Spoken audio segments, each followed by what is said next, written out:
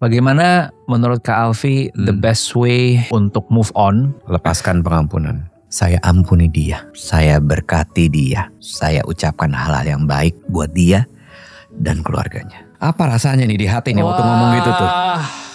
Kenalin Kak Alfi, ini sosok yang memberkati pernikahan gua. Kak Alfi sudah 18 tahun menikah dan orang yang paling apa adanya kalau bahas relationship. Nembak itu. Itu bagian yang cukup krusial nggak dalam memulai Buat saya sebuah krusial.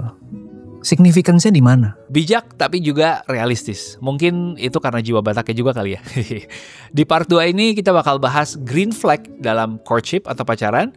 Gimana kalau orang tua menentang dan how to deal with breakups. Jadi the parents disagreed dengan kita pacaran simply karena suku kami berbeda. Adalah narasi ke saya, bilang ke Alfi ya jangan karena kita senyum balik artinya kita setuju ya. Very very insightful. Ini episode dengan wisdom per menit paling banyak menurut gua. Makanya abis dengerin part 2 ini jangan lupa dengerin part 1-nya juga ya kalau lu belum. I'm Ruby, curator and host of the podcast. Selamat ngebangun relationship yang sehat.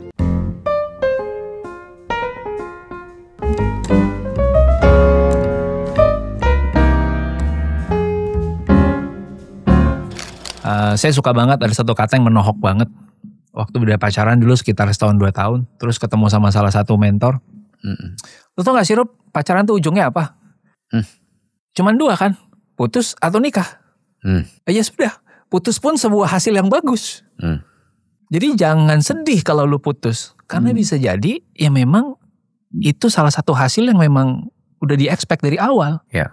Gitu. It's still better daripada you're getting married to the wrong person. Ya, betul.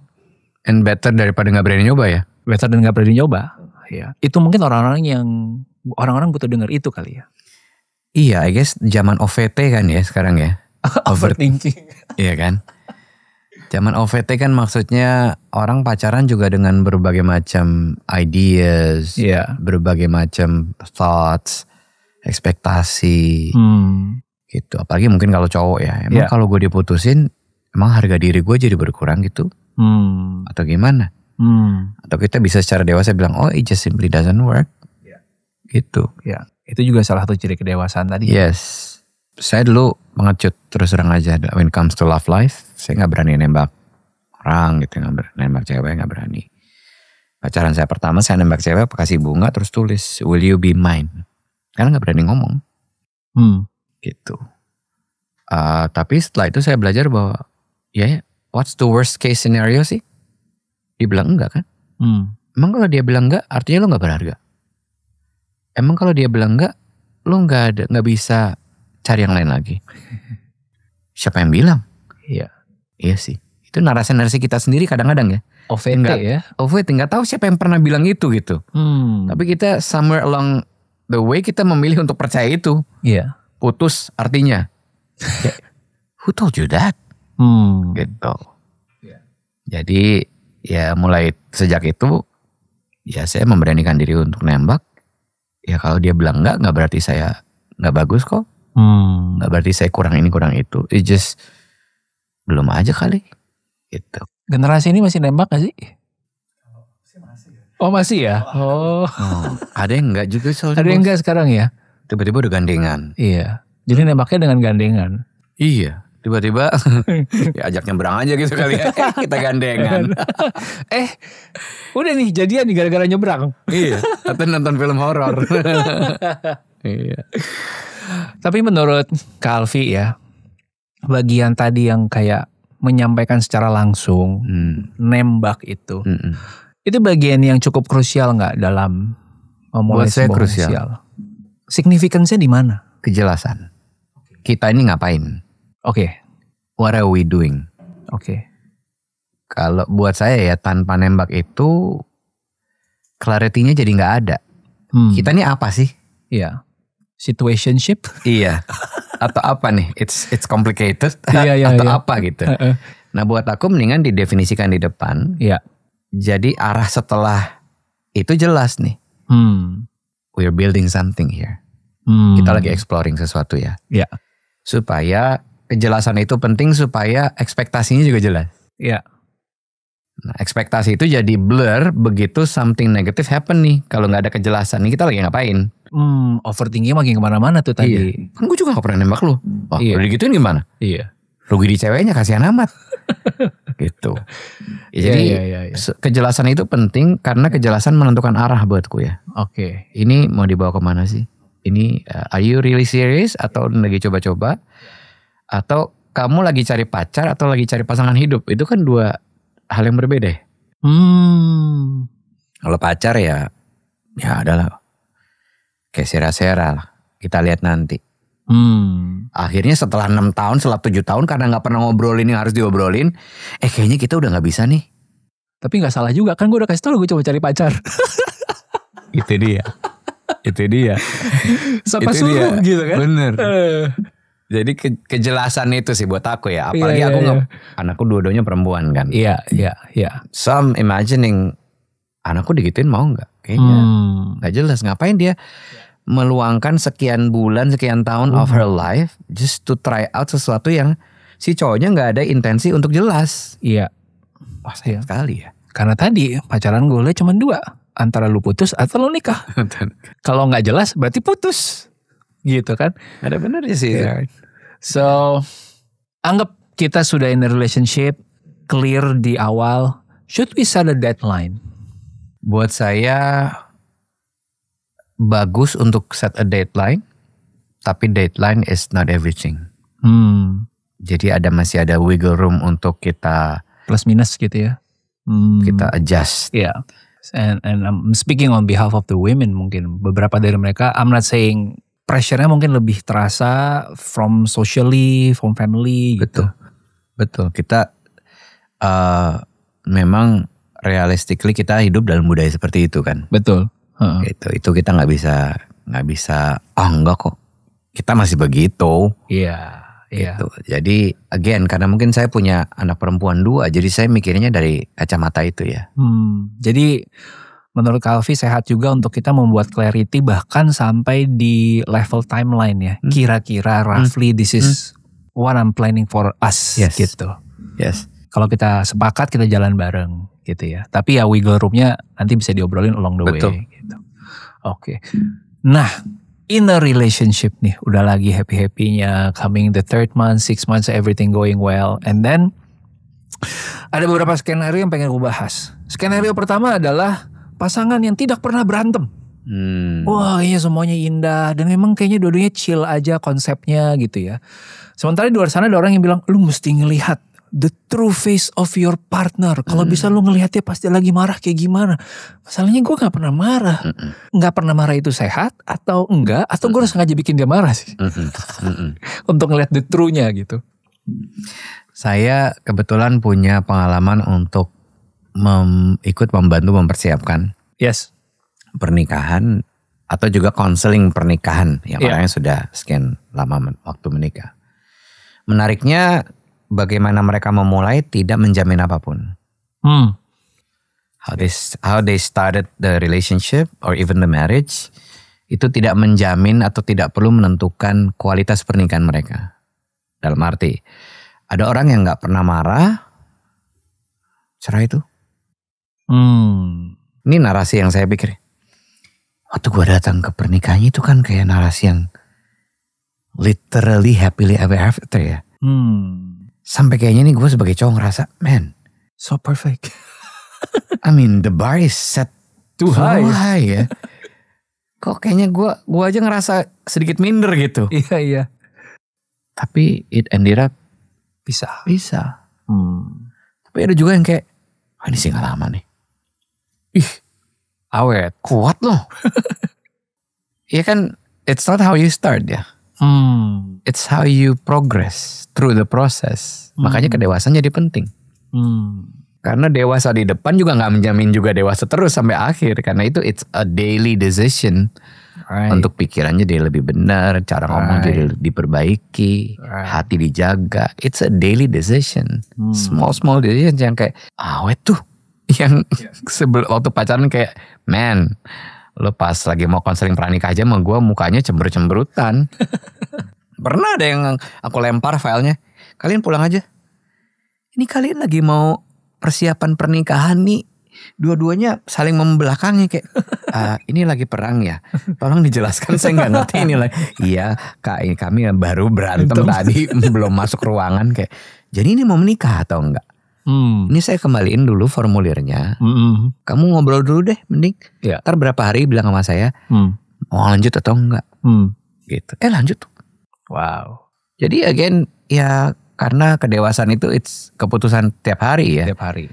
Jadi bagaimanapun kita memulai hubungan tidak perlu, tidak harus, tidak serta-merta begitu terus. Yang baik nggak pernah berantem, nggak serta-merta itu berarti selalu sehat atau kuat. Iya. Yang sering berantem juga nggak berarti ini nggak akan ada ruangan untuk mereka berkompromi dan akhirnya makin dewasa. Kok jadi lebih menyenangkan ya gitu. Kalau kayak gitu Kak Alfi, dalam pasangan tadi kita dalam relationship kita udah ngelihat ya apa obrolan yang bisa kita lakukan gitu. Tapi kan obrolan beda sama tindakan. Yeah. Gimana cara kita menguji yang di level tindakan tadi kalau tidak pernah terjadi konflik, semua aja adem-adem aja. Ada cara lain nggak? Aku pernah dikasih ini soalnya, sedikit konteks. Menurutku tadi hintnya kayaknya sih ada di bagian yang pertemanan. Ada satu ilustrasi menurutku bagus banget waktu persiapan pernikahan. Waktu kalian lagi pacaran, perlakukanlah kayak kubu cowok, kubu cewek dengan keluarganya dan teman-temannya, keluarganya dan teman-temannya ketemu nih. Berhadapan terus saling di battle aja nih. Wah, kata dia orangnya begini, kata dia orangnya begini, kata dia orangnya begini. Justru harus ngeliat teman-temannya tuh. Dia ngomong apa. Tapi pas sudah selesai menikah, udah masuk ke pernikahan, udah gak hadap-hadapan, tapi udah saling membelakangi satu sama lain. Bilang ke keluarganya, enggak. Apapun yang lu ngomong soal suami gue, gue udah decide untuk hidup sama dia. Close the ears gitu. Nah, apakah berarti clue-nya benar bahwa ya udah cara paling baik adalah tadi lu pacaran gak sendirian, lu bawa teman-temannya, lu bawa keluarganya, lu ajak untuk ngobrol dan lu lihat bagaimana dia men-treat adiknya mungkin, men-treat bapak emaknya mungkin. Is that the clue? Sangat possible. Iya. Ya karena again kuncinya adalah 360 ya. Ya, dia sama kita begitu, sama yang nggak punya kepentingan gitu juga nggak. I see. Gitu. Makanya perlu gaul juga sama lingkaran-lingkaran terdekatnya. I see. Kita gali narasi-narasi apa yang kita dapetin dari orang-orang terdekat itu tentang dia. Sedikit playing detektif jadi. Bisa sih, nggak apa-apa ya. Maksudnya ini kan kita nggak mau menikah kayak beli kucing dalam karung ya. Yes. Gitu. Nggak berarti juga kita kita udah dapetin semuanya. Nggak berarti dia kita udah 100% tahu dia juga. Enggak kan? Iya. Because people change. Both for the better or for the worse. Iya. Gitu. Jadi saya lebih percaya bahwa kalau memang lagi belum ribut nikmatin aja. Tapi jangan punya ekspektasi yang salah. Kalau ribut itu berarti kayak wah kita nih not meant for each other ya. Karena selama ini kita gak pernah ribut. Iya. Nggak juga loh. Ya at the same time sering ribut gak berarti kamu juga harus menyelesaikan hubungan itu loh. Sering ribut tapi baikannya juga bagus. Abis itu kalian get stronger after that. Itu sainsnya ya. Jadi sense of progress tadi intinya ya. Katalisatornya adalah apa? Kedewasaan. Begitu dewasa, cara kita ngelihat segala hal yang terjadi sekeliling kita juga berbeda. It's not final gitu. Tapi kalau kita nggak kunjung dewasa, kita lebih gampang melabelkan sesuatu. Wah dia mah, wah pernikahan ini mah, gitu. Dan kita set the future dengan omongan kita sendiri. Tentu sih. Wow. Menjawab Bri? Itu pertanyaan dia soalnya. Boleh follow up questions loh.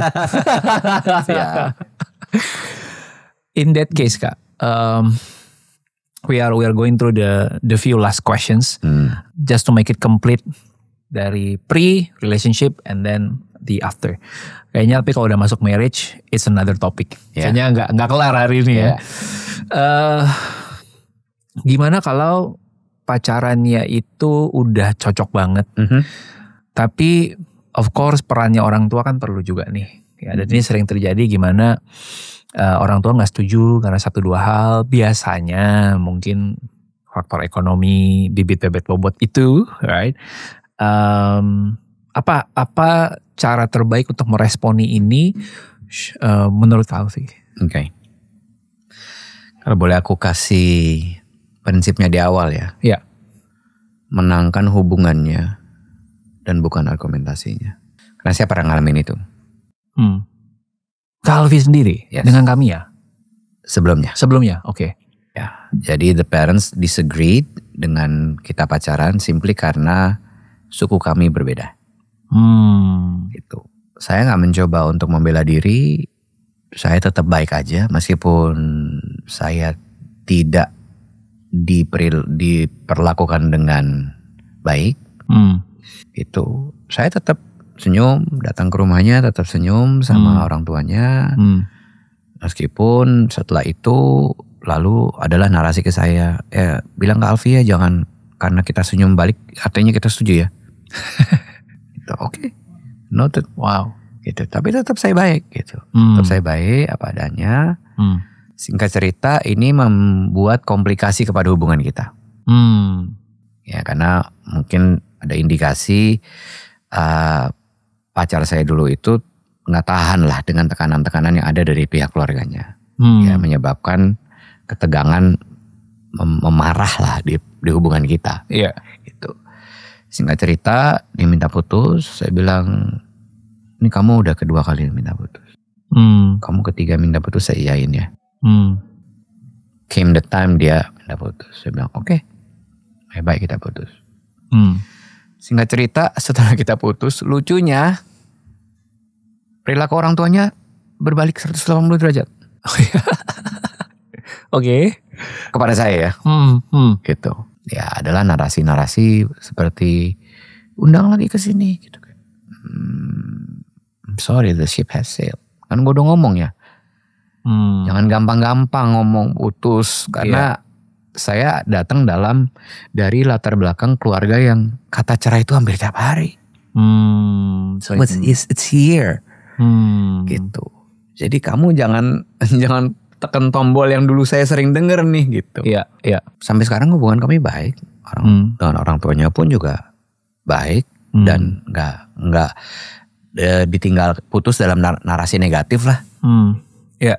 Saya ketemu di tengah jalan, di tengah mall. Diundang gitu, yuk kapan main lagi. Buat saya ya itu ya, again perlu kedewasaan untuk bisa tetap bersikap positif meskipun kitanya diperlakukan gak sebaik yang kita inginkan. Tapi again balik ke prinsip tadi, saya yang bertanggung jawab untuk perasaan saya. Saya gak bertanggung jawab untuk perasaan dia gak bertanggung jawab untuk perasaan saya. Saya yang paling bertanggung jawab untuk perasaan saya. Jadi kalau orang yang bertanggung jawab atas perasaannya sendiri, waktu dia punya pilihan untuk jadi bitter, dia tetap bisa better. Itu menurut saya sebuah superpower. Kalau anak-anak muda hari ini bisa jaga perasaannya sendiri, segala sesuatu yang menimpa dia nggak perlu jadiin dia pahit, tapi bisa bikin dia bangkit. Mau dalam relationship, mau kerjaan, mau keluarga. Nah itu jadi jaga hati itu sebuah superpower yang saya terapkan dari dulu ya. Iya. Itu sih.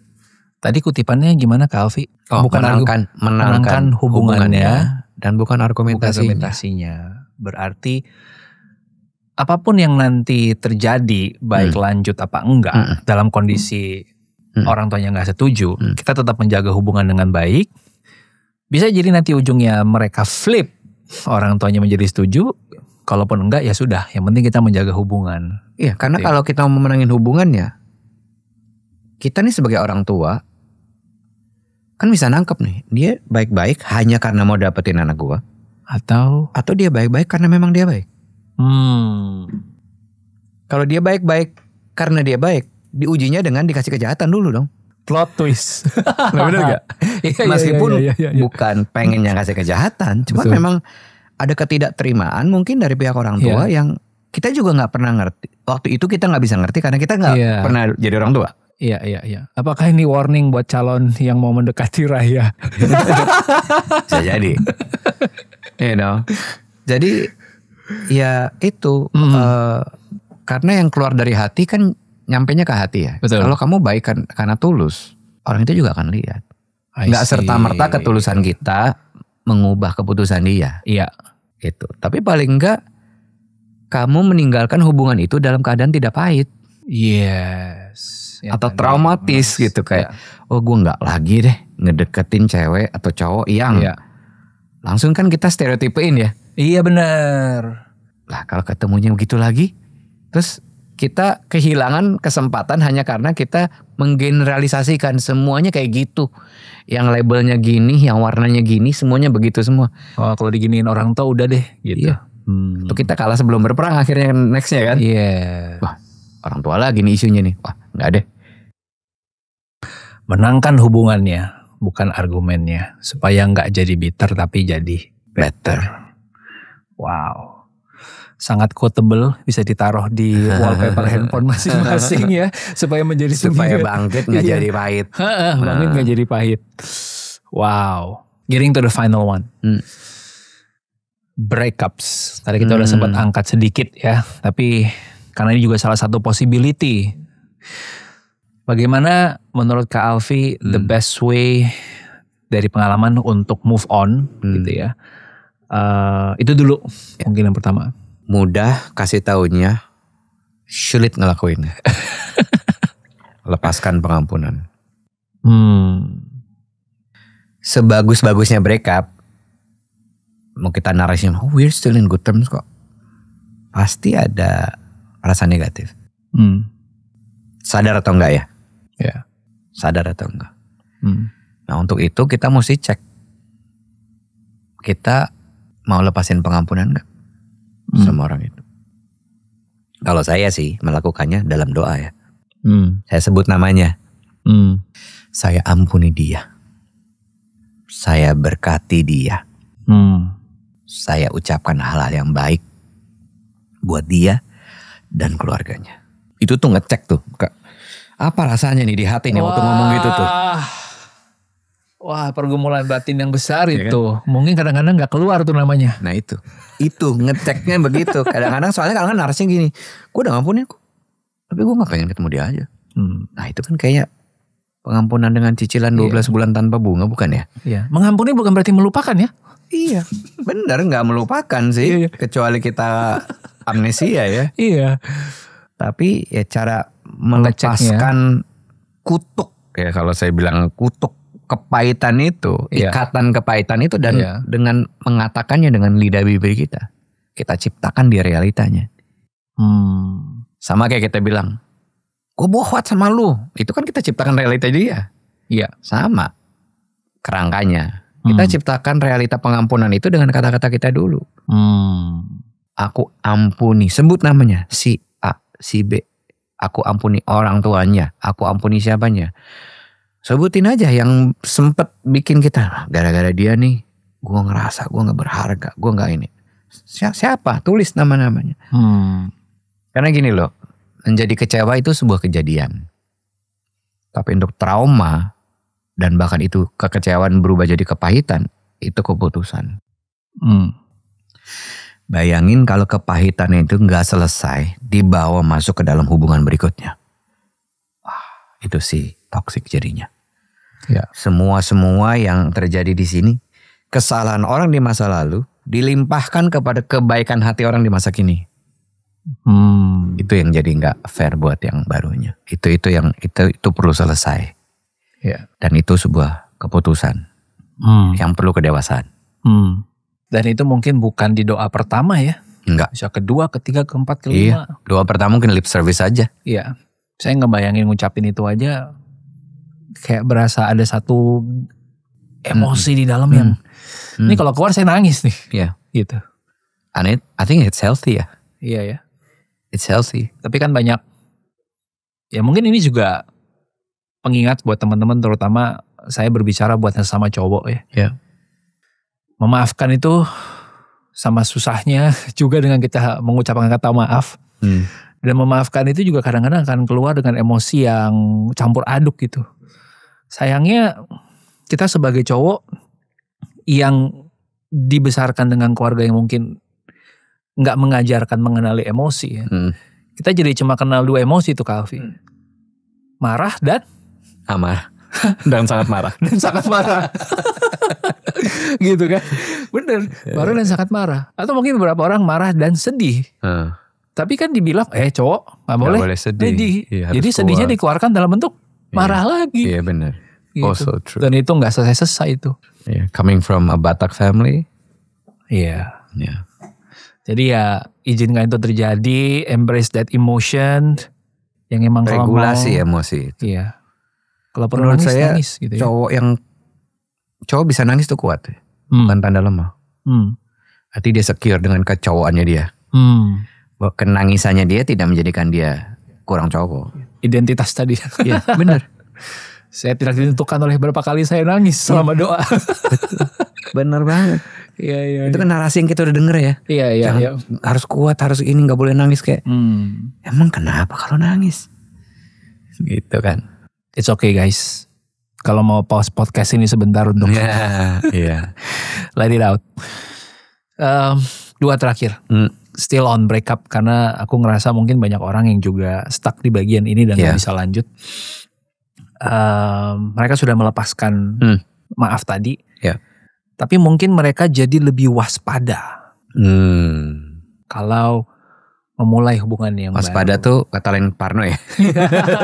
Overthinking tadi. OVT ya. Kayak aduh nih kalau kejadian lagi. Karena sering juga saya ngedenger cerita. Kalau bahkan ada istilah psikologinya gitu. Kayak entar saya lagi cari kata-katanya apa ya. Reenactment. Jadi kita mengulang kejadian yang sama. Ketemunya cowok yang sama lagi dengan red flag yang sama lagi. Gitu. Nah, orang ini akhirnya jadi punya kewaspadaan yang tinggi gitu. Right? How do we deal with that gitu? Menurutku mulainya dari narasi lagi ya. Kita ucapkan bahwa apa yang sudah terjadi di masa lalu masa lalu saya tidak perlu menentukan masa depan saya. Itu kadang-kadang saya self-talk ya. Yeah. I do the self-talking that my past does not need to determine my future. Apa yang sudah terjadi di masa hubungan saya sebelum ini tidak perlu mendefinisikan kualitas dari hubungan saya yang baru. Itu perlu kadang-kadang kita ngomongin terus sampai kita benar-benar yakini gitu. Karena kadang-kadang narasi negatif itu kan nggak perlu diundang ya, selalu berputar-putar di sini. Nggak diminta datang aja. Iya. Dan sayangnya kita tuh kadang-kadang narasi negatif itu yang kita nurse and rehearse. Iya. Kita pelihara, kita rawat. Iya. Kemarin gini, ini ada indikasi ke situ lagi. Jangan-jangan, why don't you reverse those negativities into positivities? Iya. Gitu. Kan lidah ini punya kuasa ya. Iya. Doa itu ada kekuatan dari sebuah doa ya. Kata-kata itu doa kan katanya. Iya. Insert kata-kata sunyi yang ada di sini yang kita rawat dan ulang. Kenapa nggak kata-kata yang baik terdengar, tapi yang baik yang kita katakan kepada diri sendiri? Karena kan kalau mau ditanya, kamu mau nih polanya terjadi terus? Enggak pasti. The buck stops now. Harus berhenti sekarang. Gimana caranya? Paling gampang yang dikatakan. Narasi yang di sini di break. Iya. Gitu. Katakan hal-hal baik yang kamu mau lihat terjadi dalam hubungan masa depan di yang setelah ini. Ya, tapi itu juga nggak terlepas dari mengampuni tadi ya. Betul. Percuma kalau kita katakan yang baik. Iya. Tapi kita masih belum ngampunin. Iya. Mengampuni, mulai katakan baik. Dan mungkin dengerin podcast ini beberapa kali lagi ya. Kembali ke awal supaya gimana cara mencari yang dewasa dan segala macam. Tapi ngomong soal tadi memperkatakan yang baik. Saya jadi ingat kita sempat podcast juga sama Gracia Poli. Dan dia bilang di momen dia sebelum bertanding di Olimpik itu kan. Dia bertanding dengan kondisi masih cedera, rotator cuff. Di backstage itu, quote-unquote backstage dia berkaca ngomong ke diri sendiri, Gracia kamu kuat, Gracia kamu pemenang. Come on. Dan ya dia bisa ngalahin rasa sakit dia sendiri bahkan gitu. Dan end up as the gold winner kan. So, self-talk ya tadi ya. Self-talk, iya. So kadang-kadang kita ngelihat itu kayak, apa sih ini kayak orang aneh. But try it. Try it. Betul. Terakhir. Yes. Taunya kita siap memulai hubungan baru. Gak pernah tahu. Kalau gak dijalanin. Should we have some sort of kayak, oke, gue udah, kalau misalnya tadi memaafkannya, gue udah benar-benar di level yang kalau gue ngomongin gue udah gak ada trigger emotion apapun atau apa gitu. Oke. Buat saya mungkin kesadarannya dua ya, antara tahu diri sama berani sih. Oke. Ya, tahu diri maksudnya dalam arti conscious enough that you are entering into a relationship. Implikasinya apa? Berarti perilaku, cara pikir yang waktu lagi jomblo jangan dibawa ke sini. Kadang-kadang kan orang lucunya kita nih kalau lagi pacaran pengennya capek nih relationship, pengen jomblo. Lagi jomblo lihat yang lain punya pacaran, pengen punya pacar. Iya. Ya, itu jadi kita mesti bisa sadar untuk membaca musim kayak tahu diri, yang saya maksud tahu diri tadi.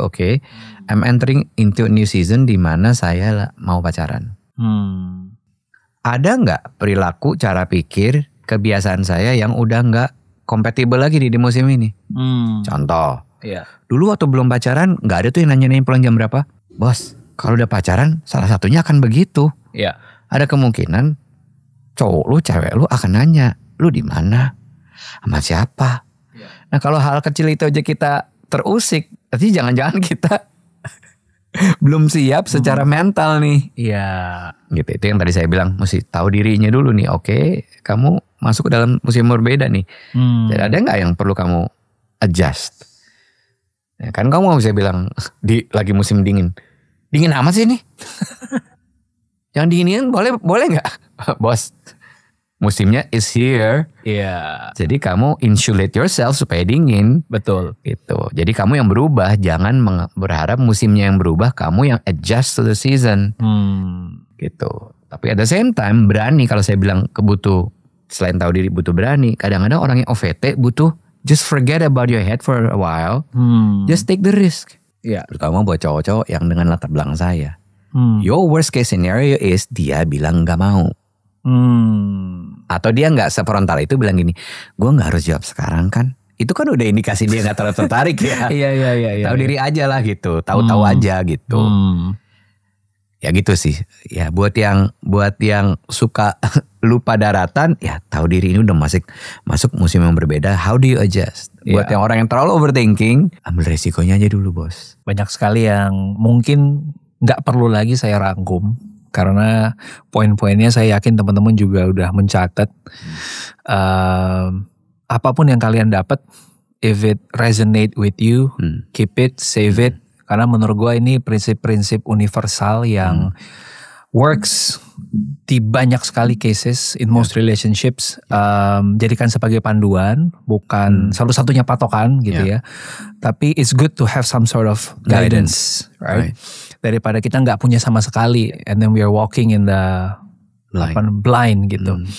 Jadi semoga ini ngebantu teman-teman. Bagian yang kalian paling kena, let us know. Karena semoga kita bisa ada kesempatan kedua lagi. Kalau responnya seru, bisa nge-tag Alfi mungkin ya kalau boleh. Mereka di Instagram Alfi Raja Gugu ya. Nanti kita tampilin Instagramnya di sini. Bisa tag kita juga @Alexandro. Is there any last words to close this? Ya, pesan saya atau harapan saya atau doa saya bahkan ya. Lewat apa yang terjadi dalam musim kehidupan teman-teman, bahwa kalian akan terus memilih untuk jadi lebih baik. Dan bukan jadi pahit. Supaya kalian bisa menggapai masa depan yang baik yang sudah disediakan buat teman-teman semua. Thank you. Untuk mengappreciate, I know it's probably bukan sesuatu yang besar, tapi ini satu buku yang aku suka banget. Have you read this? Belum. Fight Right. Kayaknya keren. Jadi saya suka karena wordplay-nya seru ya, fight right gitu kayak tadi bitter and better gitu. Yang kedua ini datang dari 2 orang PhD yang memang mereka mempelajari tentang relationship untuk waktu yang cukup lama. Husband wife dan mereka punya satu institusi namanya Gottman Institute yang memang spesifik dealing with relationship. Nice. Hopefully ini bisa jadi blessings. No pressure. Anytime pengen dibaca atau mau dikasih ke orang. I'll definitely read it. It's it's your decision. Tapi we just want to give this to you. So hopefully you enjoy this. Thank you so much. Thank you so much. How successful couples turn conflict into connection. That's awesome. Thank you, Ruby. Thank you. Thank you. Thank you.